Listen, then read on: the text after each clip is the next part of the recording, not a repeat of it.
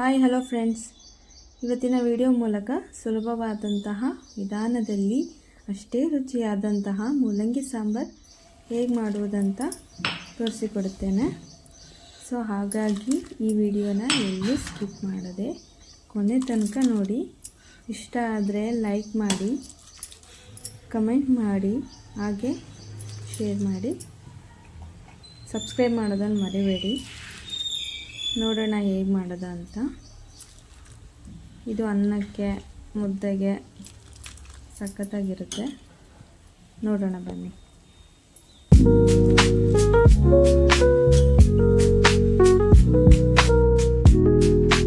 ಬೇಕಾಗಿರುವಂಥ ಇಂಗ್ರೀಡಿಯೆಂಟ್ಸ್ ನೋಡೋಣ.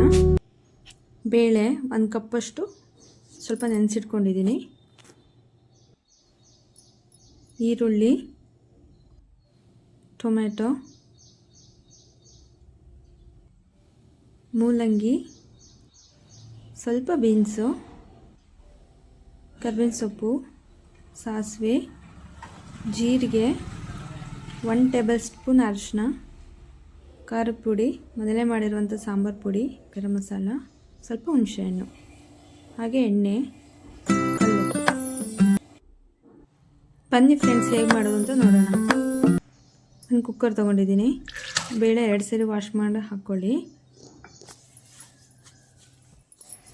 ಹಾಗೆ ಅದಕ್ಕೆ ಟೊಮ್ಯಾಟೊ, ಈರುಳ್ಳಿ, ಶಾರ್ಪ್ ಮಾಡಿರುವಂತಹ ಮೂಲಂಗಿ ಮತ್ತು ಬೀನ್ಸ್ ಹಾಕ್ಕೊಳ್ಳಿ. ಹಾಕಬೇಕು. ಆ್ಯಂಡ್ ಸ್ವಲ್ಪ ಅರಿಶಿನ, ಸ್ವಲ್ಪ ಜೀರಿಗೆ ಹಾಕ್ಕೊಳ್ಳಿ. ಆ್ಯಂಡ್ ಅದಕ್ಕೆ ಎಷ್ಟು ಬೇಕಷ್ಟು ನೀರು ಹಾಕ್ಕೊಳ್ಳಿ. ಬೇಳೆ ಚೆನ್ನಾಗಿ ಬೇಯಬೇಕು. 1 ವಿಷಲ್ ಮಾಡಿಸ್ಕೊಳ್ಳಿ. ರುಬ್ಬೋದಕ್ಕೆ 1 ಬೌಲಷ್ಟು ಕಾಯಿ ತುರಿ, ಖಾರ ಪುಡಿ, ಸಾಂಬಾರು ಪುಡಿ, ಹಾಗೆ ಈರುಳ್ಳಿ,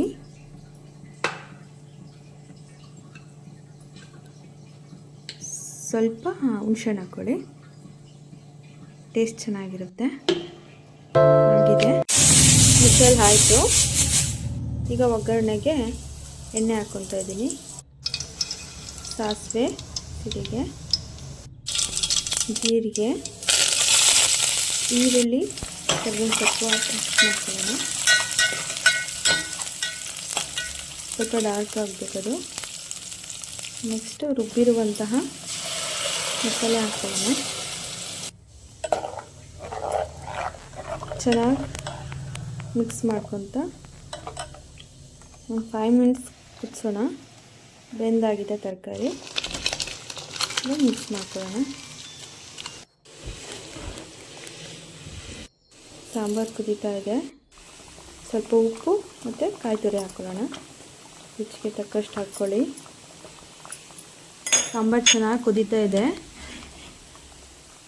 ಫ್ಲೇಮ್ ಆಫ್ ಮಾಡ್ಕೊಂಬಿಡೋಣ. ಹೀಗೆ ಸರ್ವ್ ಮಾಡ್ಕೊಳ್ಳೋಣ. ಈ ಸಾಂಬಾರನ್ನ ರೈಸ್ ಜೊತೆ ಸರ್ವ್ ಮಾಡ್ಕೋಬೋದು. ಹಾಗೆ ಮುದ್ದೆ ಜೊತೆ ಕಾಂಬಿನೇಷನ್ ಸೂಪರ್ ಆಗಿರುತ್ತೆ. ನೀವು ಒಂದ್ಸರಿ ಟ್ರೈ ಮಾಡಿ ನೋಡಿ ಮನೆಯಲ್ಲಿ.